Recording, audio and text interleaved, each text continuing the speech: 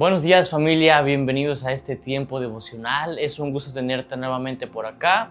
Y bueno, pues qué bueno que andes nuevamente en este tiempo. Lunes 15, Romanos, capítulo 6, versículo del 8 al 14. Instrumento de justicia. Vamos a iniciar la lectura. Dice: si nosotros hemos muerto con Cristo, confiamos en que también viviremos con Él. Sabemos que Cristo, habiendo resucitado, no volverá a morir. La muerte ya no tiene poder sobre Él. Pues Cristo, al morir, murió de una vez para siempre respecto al pecado, pero al vivir, vive para Dios. Así también ustedes considérense muertos respecto al pecado, pero vivos para Dios en unión con Cristo. Por lo tanto, no dejen ustedes que el pecado siga dominando en su cuerpo mortal y que los siga obligando a obedecer los deseos del cuerpo. No entreguen su cuerpo al pecado como instrumento para hacer lo malo. Al contrario, entréguense a Dios como personas que han muerto y han vuelto a vivir, y entréguenle su cuerpo como instrumento para hacer lo que es justo ante Él. Así el pecado ya no tendrá poder sobre ustedes, pues no están sujetos a la ley, sino a la bondad de Dios. Entonces, vemos que en el versículo 10 dice que Jesús murió al pecado una vez y para siempre. O sea, su sacrificio alcanza, es suficiente una vez y para siempre. No es como que necesitemos que Cristo esté entregando su vida todos los días, ¿no? Así, sino que Él es el sacrificio, como lo vemos desde el Antiguo Testamento, que vemos que todo apunta hacia Cristo, que vemos que en los tiempos de antes las personas tenían que estar haciendo constantemente sacrificios para limpiar sus pecados, constantemente, porque pues sus sacrificios no alcanzaban para cubrir la deuda que se genera, ¿no? Pero Cristo, su sacrificio es suficiente, como dice aquí, una vez y para siempre, de una vez por todas. No es como que, te lo decía hace un momento, ¿no? No es como que no alcance o no sea suficiente, o nuestro pecado sea más fuerte o más grave o más, ¿cómo decirlo?, más poderoso que el sacrificio de Jesús, y no es que requiera otro sacrificio. No, el sacrificio de Jesús en la cruz es suficiente una vez y para siempre. Y entonces, asimismo, nosotros, dice, debemos considerarnos muertos al pecado, pero vivos para Dios. Nuestra antigua naturaleza pecaminosa, al entregarnos a Dios, esa naturaleza se transforma, y entonces volvemos a poder tener como que esa elección de pecar o no pecar, porque desde que nacemos tenemos esa inclinación siempre a lo malo, ¿no?, al pecado. Lo vemos porque desde cuando vemos a niños pequeños, ellos solitos encuentran como que la mentira o el querer ocultar la verdad de cierta forma, ¿no? Y bueno, no creo que los padres enseñen a mentir a sus hijos, sino que pues ya viene eso en el corazón. Y dice, nosotros debemos considerarnos muertos al pecado, pero vivos para Dios. Presentemos nuestros cuerpos al pecado como instrumentos de justicia y no de iniquidad.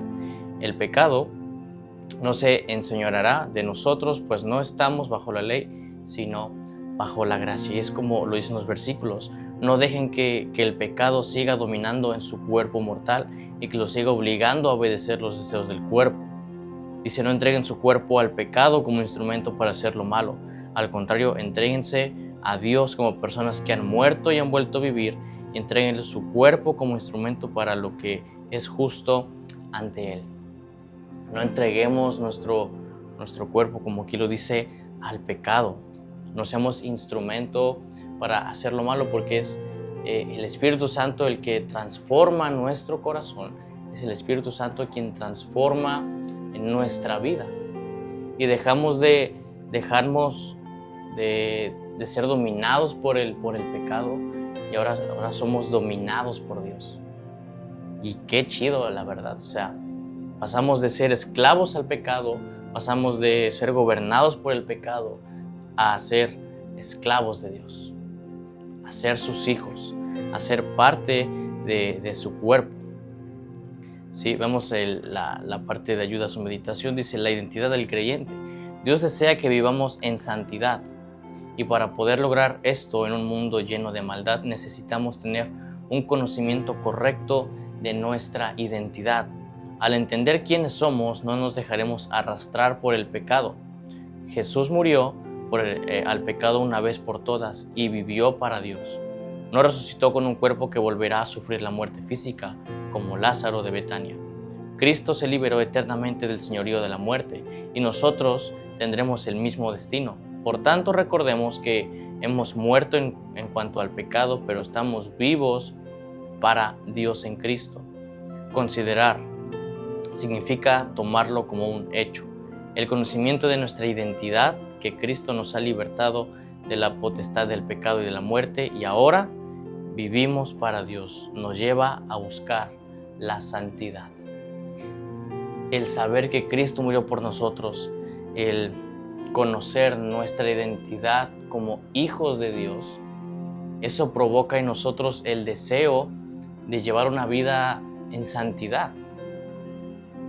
Cuando nosotros somos transformados por el Espíritu Santo, cuando somos llenos del Espíritu Santo, no podemos seguir igual, no podemos seguir con el mismo pecado, no podemos seguir viviendo en el mismo pecado, porque nos incomoda, ¿sí? Al nosotros entender nuestra identidad como hijos de Dios, vemos que el pecado es malo. O sea, podemos entender verdaderamente la maldad o la gravedad del pecado, que es ir en contra de Dios. Y entonces empezaremos a aborrecer el pecado y buscaremos una vida de santidad, ¿no? Dice la siguiente parte: podemos prestar nuestro cuerpo como instrumento de justicia o de pecado.